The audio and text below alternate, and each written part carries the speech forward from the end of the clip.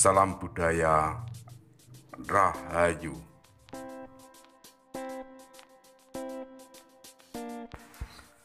Sedulurku sekalian, kali ini kami mengangkat sebuah tema tentang salah satu karomah Kyai Ageng Muhammad Besari setelah melaksanakan sujud sunnah. Cerita ini dimulai ketika Kyai Zainal Abidin merasa kecewa terhadap pernikahan Kyai Ilyas dengan Putri Temenggung Cangkring Pacitan.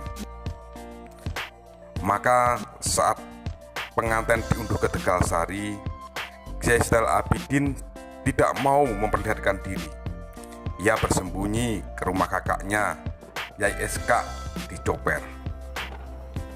Setelah sampai di Coper, ia bertemu dengan kakaknya, dan kakaknya pun menasihati dan membujuk-bujuk Kyai Zainal Abidin agar ia tidak pergi. Sebab Kyai Zainal Abidin selalu ingin pergi, meninggalkan Tegalsari, meninggalkan Coper, meninggalkan Ponorogo.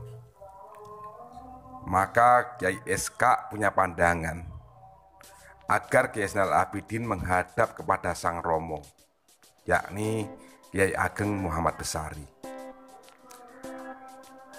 Ia agar pamit dan sekaligus minta sangu donga dan juga sangu ongkos agar diperbolehkan pergi melaksanakan haji ke Tanah Suci. Kyai Ageng Muhammad Besari berkata bahwa dirinya bukan pedagang, juga bukan pelayar, juga bukan petani. Karena sehari-hari Kyai Ageng hanya mengajari santri.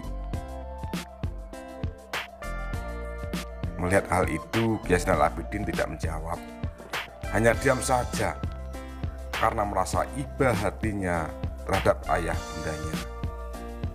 Kemudian ia mohon pamit kembali ke Coper. Hal itu disampaikan kepada Kyai SK. Kyai SK tersenyum, kemudian berkata, "Sudahlah, menghadap kembali dan bilang kepada ayah, mohon uang saku, mesti punya." Lalu Kyai Zainal Abidin menghadap lagi ke Tegalsari dan mengatakan agar diberi uang saku. Kyai Ageng dan ibunya Kyai Ageng hanya geleng-geleng kepala sambil berkata, "Le, sampean iki to. Wis diwenehi ngerti kok isih nekat. Kapan amar budal?" Kyai Zainal Abidin menjawab, "Besok lusa dengan Kakang Kyai SK Coper." Maka Kyai Ageng Besari berkata, "Ya, nanti sebelum berangkat mampir dulu ke Tegalsari." Mendengar jawaban itu, Kyai Zainal Abidin kemudian pamit pulang ke Coper.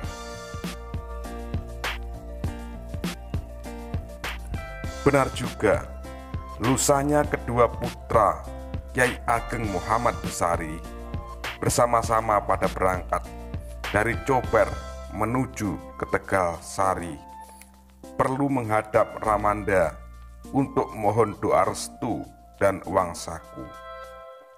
Ketika datang di Tegalsari, Kyai Ageng Muhammad Besari masih sujud sunnah. Maka keduanya menunggu sampai selesai. Sesudah sujud, Kyai Ageng menemui kedua putranya yang kelihatan susah. Kyai Ageng Tegalsari berkata, "Apa kedua anakku ini jadi berangkat? Kalau jadi berangkat, kalian berdua sana, buka di bawah persujudan. Ada apa?"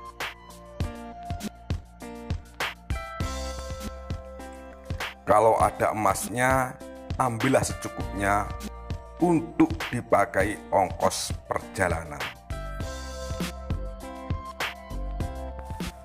Karena merasa diperintah oleh ramandanya, maka keduanya melihat di bawah tempat sujud Kyai Ageng Muhammad Besari.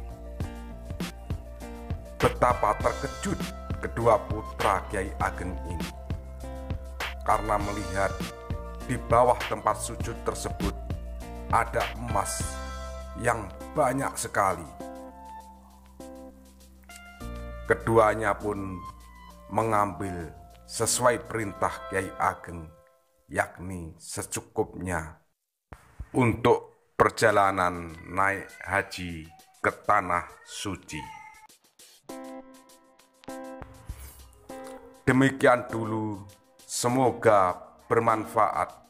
Salam budaya, Rahayu.